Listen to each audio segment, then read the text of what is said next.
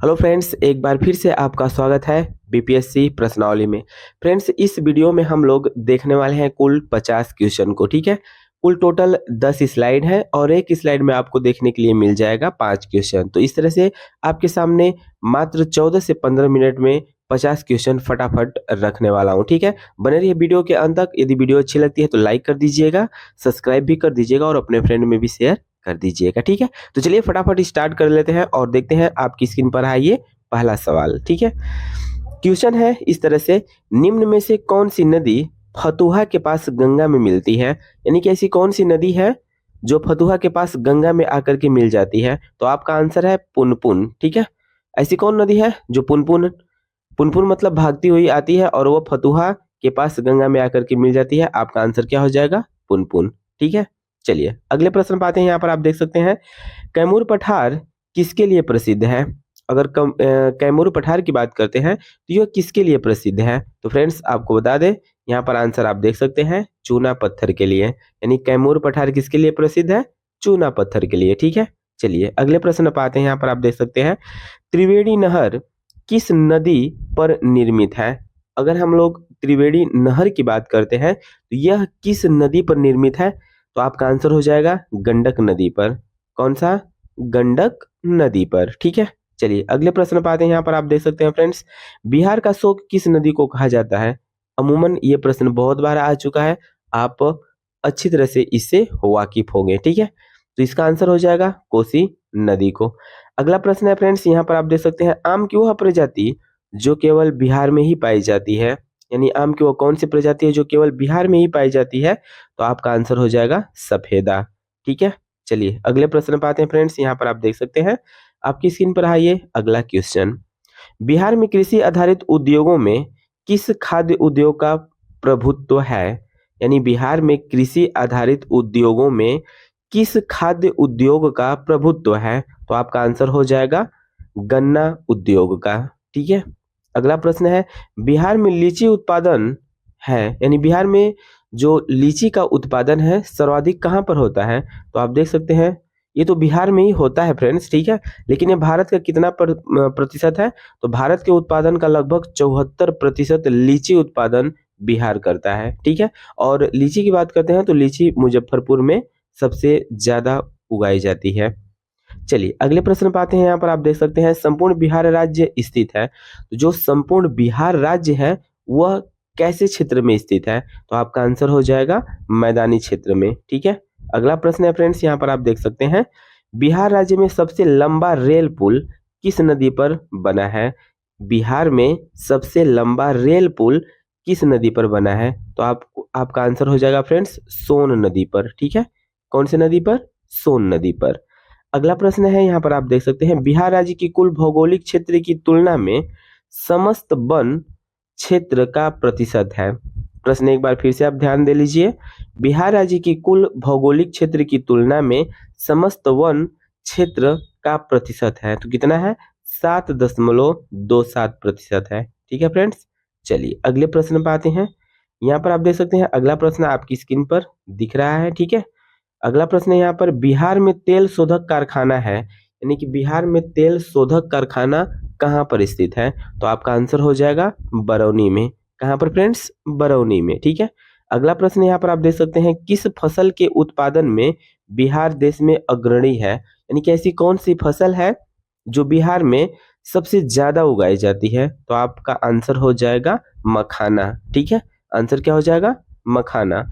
अगला प्रश्न है, भारत के निम्नलिखित में से किस राज्य की सीमा बिहार में अधिकतम जिलों से लगती है? अगर बिहार की बात करते हैं फ्रेंड्स, तो ऐसे कौन सा राज्य है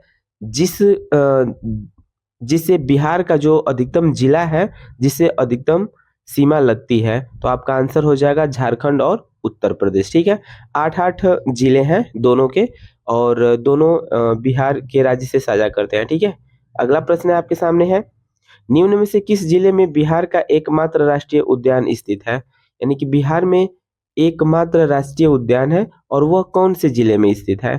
तो आपका आंसर हो जाएगा पश्चिमी जिला में। आंसर क्या हो जाएगा फ्रेंड्स?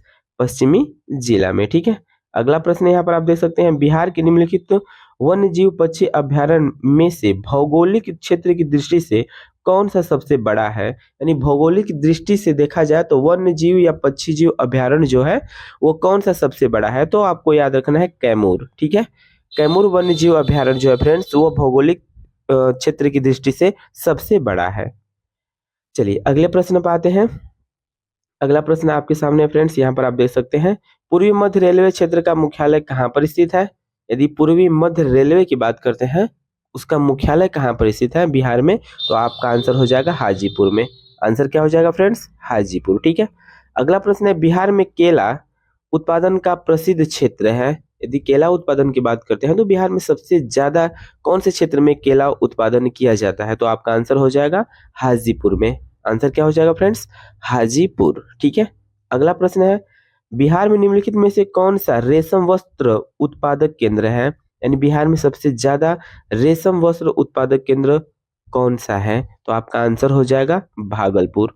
क्या है फ्रेंड्स? आंसर भागलपुर है। ठीक है, चलिए अगले प्रश्न पर आते हैं। यहाँ पर आप देख सकते हैं निम्नलिखित स्थानों में भारत वैगन एवं इंजीनियरिंग कंपनी लिमिटेड कहाँ स्थित है? निम्नलिखित में से स्थानों में से भारत वैगन एवं इंजीनियरिंग कंपनी लिमिटेड कहाँ पर स्थित है? तो आपका आंसर हो जाएगा मोकामा में स्थित है। कहाँ पर फ्रेंड्स? मोकामा में स्थित है। अगला प्रश्न है आपके सामने भारत के राज्यों में से जूट उत्पादन की दृष्टि से बिहार का कौन सा स्थान है? अगर जूट उत्पादन की बात करते हैं तो बिहार का स्थान कौन सा है? तो आपका आंसर हो जाएगा दूसरा है। ठीक है, चलिए अगले प्रश्न पाते हैं फ्रेंड्स। यहाँ पर आप देख सकते हैं बिहार एवं उत्तर प्रदेश राज्यों की सम्मिलित परियोजना है। बिहार और उत्तर प्रदेश दोनों को मिला करके, ठीक है, एक सम्मिलित परियोजना चलाई जाती है जिसका नाम क्या है? गंडक परियोजना। क्या नाम है फ्रेंड्स? गंडक परियोजना। ठीक है, अगला प्रश्न आपकी स्क्रीन पर सामने दिख रहा है निम्नलिखित में से कौन सी नदी पटना के पास सोनपुर में गंगा में मिलती है? पटना के पास सोनपुर में मिल जाती है, कौन सी नदी है फ्रेंड्स? तो उसका आंसर हो जाएगा गंडक नदी। ठीक है, अगला प्रश्न है सोन और गंगा नदी का संगम बिहार के किस जिले में स्थित है? यानी सोन और गंगा की बात करते हैं फ्रेंड्स तो इनका जो संगम है वो बिहार के किस जिले में स्थित है? तो आपका आंसर हो जाएगा पटना में। ठीक है, चलिए अगले प्रश्न पाते हैं। यहाँ पर आप देख सकते हैं बिहार में बहने वाली पवित्र नदी फल्गु, बिहार की पवित्र नदी कौन सी है फ्रेंड्स? तो आपका आंसर हो जाएगा फल्गु नदी। और जो फल्गु नदी है निम्नलिखित में से किन नदियों के संगम से बनती है? यदि फल्गु नदी की बात करते हैं तो जो फल्गु नदी का जो संगम है किन नदियों के मिलने से बना है? तो मोहाना और लीलाजन नदी के संगम से बना हुआ है। ठीक है, चलिए अगला प्रश्न है वर्ष 2011 की जनगणना बिहार की कौन सी जनगणना है? अगर हम बात करते हैं 2011 की जनगणना हुई थी तो उसमें बिहार के कौन सी नंबर की जनगणना थी बिहार के लिए? तो आपका आंसर हो जाएगा 15वीं। ठीक है, चलिए अगले प्रश्न पर आते हैं फ्रेंड्स। यहाँ पर आप देख सकते हैं अगला प्रश्न चावल और गेहूं का सर्वाधिक उत्पादन वाला जिला कौन सा है? अभी जो टीआरई थर्ड का पेपर हुआ था, जो पेपर लीक हो गया और फिर से री एग्जाम उसका होने वाला, उसमें ये प्रश्न पूछा गया था और बल्कि ये दो प्रश्न अलग अलग पूछ लिया गया था, चावल का सर्वाधिक उत्पादन और गेहूं का सर्वाधिक उत्पादन। ठीक है, तो आपका आंसर हो जाएगा रोहतास। ठीक है फ्रेंड्स, चावल और गेहूं का सर्वाधिक उत्पादन वाला जिला कौन सा है? तो वो है आपका रोहतास है। ठीक है, अगला प्रश्न है बिहार में सर्वाधिक मक्का उत्पादन करने वाला जिला कौन सा है? अगर मक्का उत्पादन में अग्रणी जिला कौन सा है बिहार का? तो आपका आंसर हो जाएगा कटिहार। ठीक है, चलिए अगले प्रश्न पाते हैं। यहाँ पर आप देख सकते हैं फ्रेंड्स बिहार में दलहन का सर्वाधिक उत्पादन करने वाला जिला कौन सा है? अगर दलहन की बात करते हैं तो सर्वाधिक उत्पादन वाला जिला कौन सा है बिहार का? तो आपका आंसर हो जाएगा पटना। ठीक है, पटना दलहन का सर्वाधिक उत्पादन करने वाला जिला है। अगला प्रश्न आपकी स्क्रीन पर दिख रहा है बिहार में सर्वाधिक लीची उत्पादन करने वाला जिला कौन सा है? तो मुजफ्फरपुर, ऑलरेडी हम लोगों ने इसे देख लिया है। अगला प्रश्न बिहार में सर्वाधिक गन्ना उत्पादन करने वाला जिला कौन सा है? अगर गन्ना के उत्पादन की बात करते हैं तो गन्ना कहाँ पर सबसे ज्यादा उत्पादन की जाती है? तो आपका आंसर हो जाएगा पश्चिमी चंपारण में। ठीक है, पश्चिमी चंपारण, और पश्चिमी चंपारण में ही एकमात्र का राष्ट्रीय उद्यान स्थित है। ठीक है फ्रेंड्स, उसको भी आपको याद रखना है, वाल्मीकि राष्ट्रीय उद्यान। चलिए अगले प्रश्न पर आते हैं। यहाँ पर आप देख सकते हैं आपकी स्क्रीन पर अगला प्रश्न दिख रहा है बिहार में 3 कठिया पद्धति क्या है? 3 कठिया पद्धति क्या है फ्रेंड्स? तो ये कृषि पद्धति है। ठीक है, 3 कठिया पद्धति क्या है? कृषि पद्धति है? आप लोग सभी लोग जानते होंगे तीन कठिया जो पद्धति है, नील की जो खेती की जाती थी।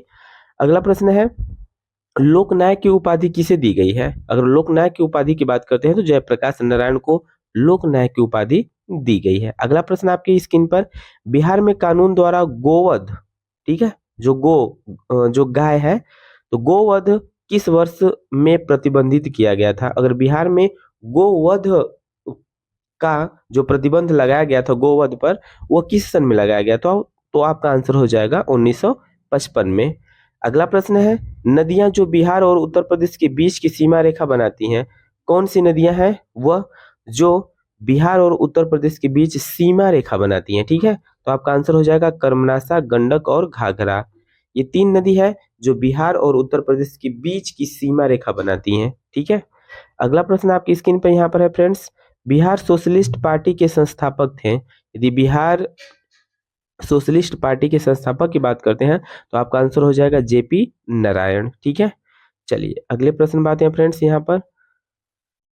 अगला प्रश्न है, बिहार विधान परिषद की पहली बैठक किस वर्ष बुलाई गई थी? अगर बिहार विधान परिषद की पहली बैठक की बात करते हैं तो किस वर्ष बुलाई गई थी? तो आपका आंसर हो जाएगा 1913 ईस्वी में। अगला प्रश्न है, वर्ष 1855 में संथाल विद्रोह का नेतृत्व किसने किया था? तो संथाल विद्रोह का नेतृत्व की बात करते हैं फ्रेंड्स तो सिद्धू और कान्हू ने किया था।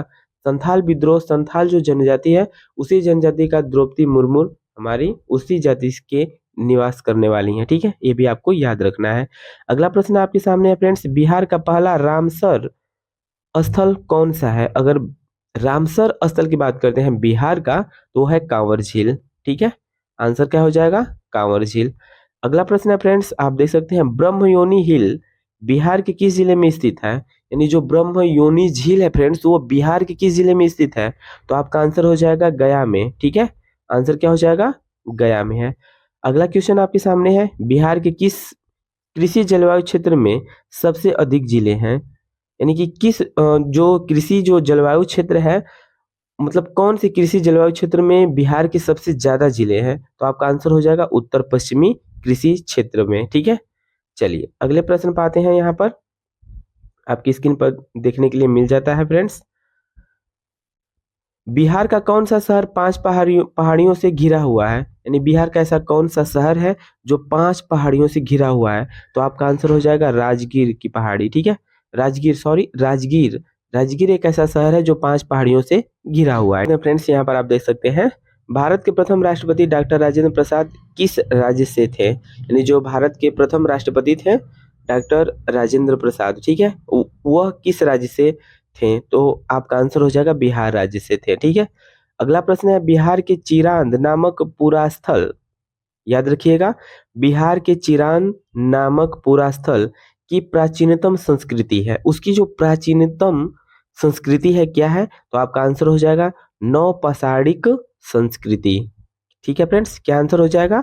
नौपाषाणिक संस्कृति। अगला प्रश्न आपके सामने है फ्रेंड्स, बाबा ठाकुरदास ने पटना में किस सोसाइटी की स्थापना की थी? यानी जो बाबा ठाकुरदास थे उन्होंने पटना में कौन सी सोसाइटी की स्थापना की थी? तो आपका आंसर हो जाएगा रामकृष्ण मिशन सोसाइटी की। आपका आंसर क्या हो जाएगा फ्रेंड्स?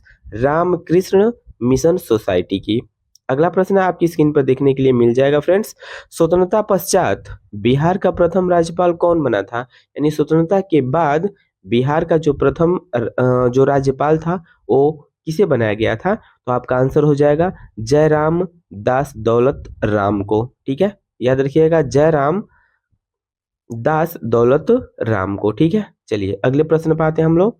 यहाँ पर आप देख सकते हैं, बिहार में निम्नलिखित में से किस अनाज का प्रति हेक्टेयर उत्पादन सबसे अधिक है? अगर हम लोग बिहार में प्रति हेक्टेयर उत्पादन अनाज की बात करते हैं तो वो किसका है? तो मक्का का, याद रखिएगा फ्रेंड्स। ठीक है, अगला प्रश्न है, बिहार में मछली उत्पादन करने वाला अग्रणी जिला कौन सा है?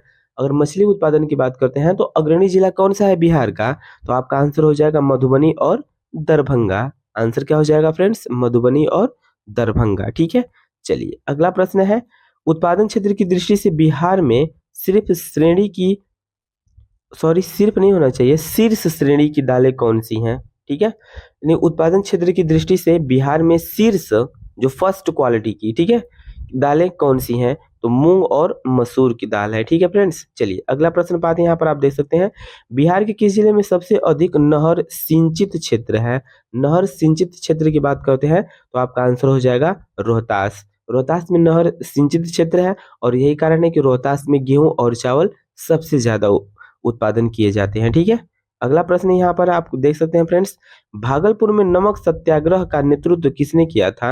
अगर हम लोग बात करते हैं नमक सत्याग्रह का नेतृत्व किसने किया था भागलपुर में, तो महादेवलाल सराफ ने किया था, ठीक है। आपका आंसर हो जाएगा महादेवलाल सराफ ने। तो ये रहा आपका 50वां क्वेश्चन फ्रेंड्स। आई होप आपको वीडियो अच्छी लगी होगी। अगर ऐसा है तो आप एक बार जरूर लाइक कर दीजिएगा, कमेंट कर दीजिएगा और अच्छे से पढ़ाई करते रहिए। मिलते हैं नेक्स्ट वीडियो में नेक्स्ट प्रश्नावली के साथ, ठीक है। तब तक के लिए बाय बाय।